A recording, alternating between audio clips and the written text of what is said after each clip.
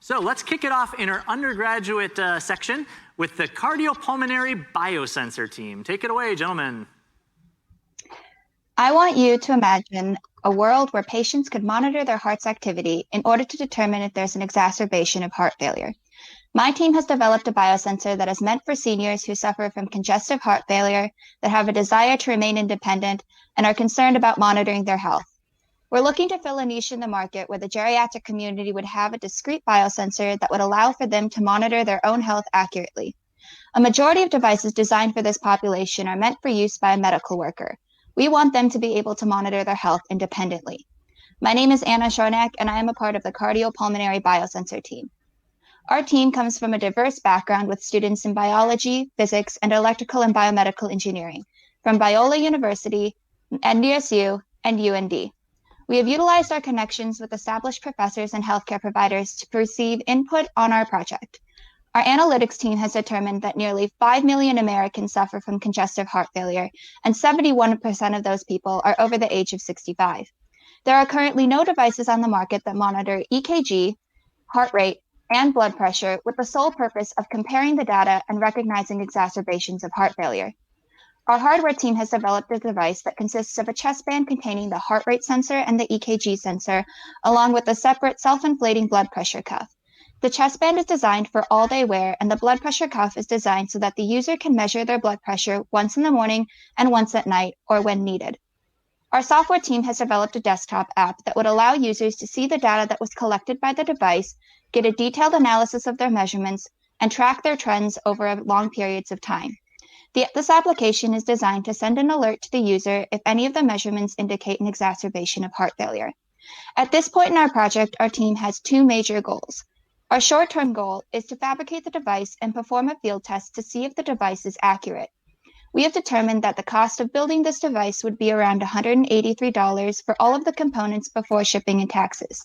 This does not take into account the cost of the electrodes due to the fact that we would need to build this component on our own. Our long-term goal is to take the design that we have and compress it down into a wearable watch or necklace, which would be easier for the user to put on and take off. Our hope is that we would be able to release this product and receive feedback from the users. We of course want to know improvements that we can make on the device and the user interface, but we also want to know how we've impacted their quality of life. Thank you so much for taking the time to listen to our pitch. We're now open for questions. All right, judges, take it away. Fantastic. Great work. I think I have the first question here. Have you thought about the user experience and why someone who's in their 70s and their 80s that has congestive heart failure would want to put this on every day? And have you thought about how to increase the likelihood of that happening? Yeah, that's a great question.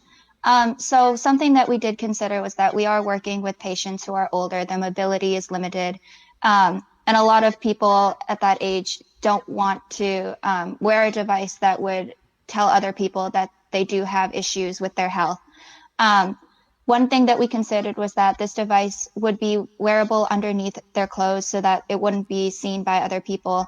And also we figured that if this device had the ability to save their life, if they ended up with a heart issue, that they would be more likely to wear something that would save their life. Yeah, wonderful. Great job. All right, one more question from the judges. All right, we just lost Rajni. Like so Johnny left. Brittany or Peter, you can. Peter, you want to take one more question for him? Sure, because I actually deal with this type of thing fairly often, congestive heart failure or whatnot. But yeah, I think part of the problem also with this is battery power. How long do you think that it would need to last in order to be a good solution? Oh, and now we just have our third judge back. So. All right, we'll take Peter's question and we'll get Rajni next time. So go ahead, team, you can answer the battery question there. Yeah, so ideally the battery pack would last all day because the point of this would be that they would have consistent monitoring. So we would need to select a battery pack that's rechargeable, that they would be able to charge overnight, and then the battery would last all day to power the chips that would power both sensors on the chest band, along with supporting the chip that is in the blood pressure cuff.